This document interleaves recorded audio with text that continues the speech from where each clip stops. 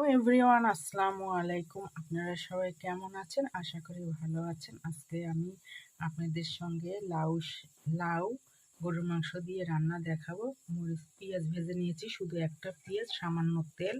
এটা হচ্ছে পাঁচফোড়ন মশলা, এটা আমি দিয়ে দিলাম।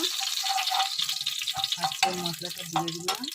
তারপর এখানে আছে মশলা, এই তো এখানে আছে হলুদ, গরম মশলা, গুঁড়া হলুদ, গরম মশলা, তারপর মরিচ গুঁড়া আর হচ্ছে লবণ দিয়ে দিলাম।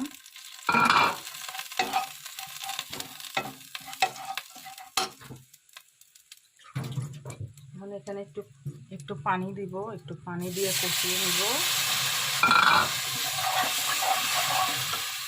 একটু পানি দিয়ে নিলাম, পানি দিয়ে কষিয়ে নিচ্ছি। কষিয়ে নেওয়ার পরে এই যে এখানে আছে লাউ, এই যে লাউ, তারপরে যে মাংস রান্না করা আছে। এই তো সেদিন শেয়ার করেছিলাম মাংস রান্নাটা, এই মাংসটা আমি দিব পরে। এখন এইটা আগে আমি লাউটা আগে রেঁধে নেব। এই তো এই মশলাগুলো কষাচ্ছি, মশলাগুলো কষানো হয়ে গেলে লাউটা আমি দিয়ে দিব। লাউ যখন সেদ্ধ হয়ে যাবে, রান্নার শেষের 5 মিনিট আগে, তখন ওই কষানো যে মাংসটা আছে সেইটা আমি দিয়ে দিব।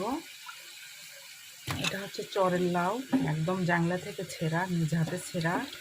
এটা একদম রান্না করলে গলে যাবে। বাজারের লাউগুলো আনি গলে না, শক্ত শক্ত থাকে।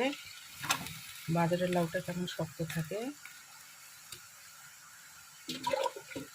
এই লাউটা এই 5 মিনিটের মধ্যেই গলে যাবে, 5 মিনিট লাগবে মতো। ততক্ষণ ভিডিওটা করব না, শুধু প্রসেসটা দেখালাম।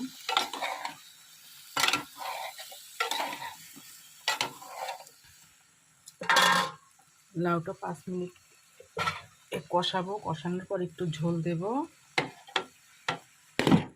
কষানোর পর ঝোল দিব। তারপরে এই মাংসটা, এই যে মাংস রান্না করা আছে এটা দিয়ে দিব।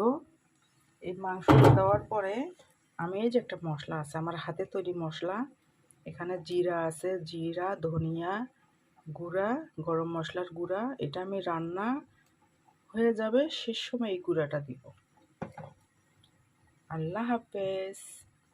Thank you for your watching.